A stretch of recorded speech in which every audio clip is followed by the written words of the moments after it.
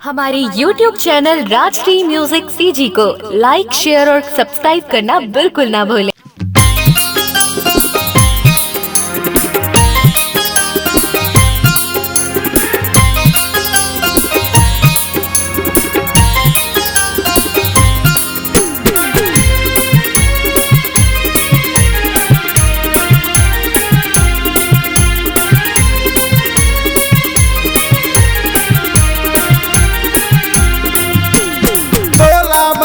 टूरी सारी नवो छोला बना टूरी सारी नवो तोरे दीदीला बना घर वाली नवो तोरे दीदीला बना घर वाली नवो छोला बना टूरी सारी नवो छोला बना टूरी सारी नवो तोरे दीदीला बना घर वाली नवो तोरे दीदीला बना घर वाली नवो।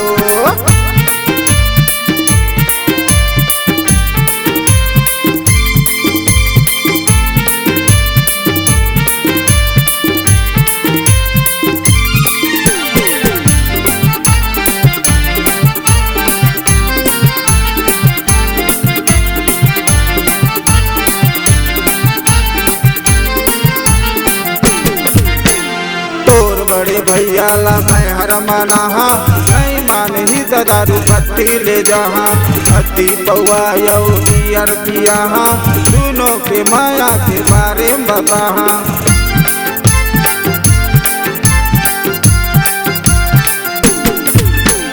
तोर बड़े भैया ला मैं हर मना नहीं मान ही दारू भट्टी ले जहाँ पत्ती पौआ यौ पियर पिया दोनों के माया के बारे में बता। आओ खवा बिरयानी वाला वो आओ खवा बिरयानी वाला वो तोरे दीदीला बना हूँ घर वाली न वो तोरे दीदीला बना हूँ घर वाली न वो।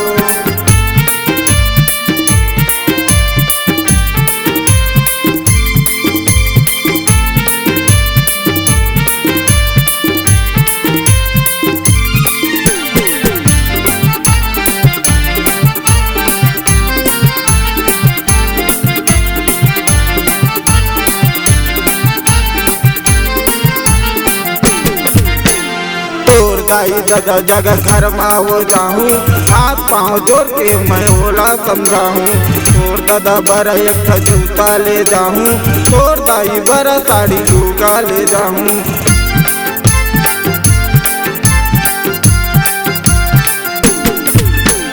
तोर दाई दादा जगह घर में हो जाऊँ हाथ पाँव जोड़ के मैं ओला समझाऊँ तोर दादा बड़ा एक जूता ले जाऊँ तोर दाई बड़ा साड़ी लूगा ले जाऊँ। पैसा दे दे कान के बारी बरबो पैसा दे दे कान के बारी बरबो तोरे दीदीला बना घर वाली न वो तोरे दीदीला बना घर वाली न वो।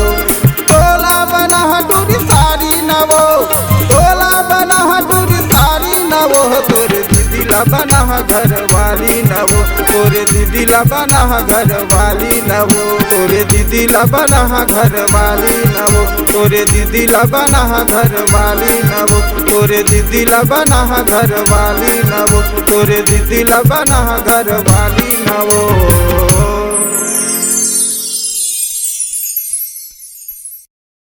अपने दिल की आवाज सुनने वाले, अपने आवाज से पहचान बनाने की ललक और अपना टैलेंट लोगों तक पहुंचाने के लिए आए राजश्री म्यूजिक स्टूडियो, जहां गाने और वीडियो की बेहतरीन रिकॉर्डिंग की जाती है। Rajshri music audio video recording studio, Birgaon, Raipur, Chhattisgarh. अधिक जानकारी के लिए कॉल करें 8085048130 और 7999776763 पर।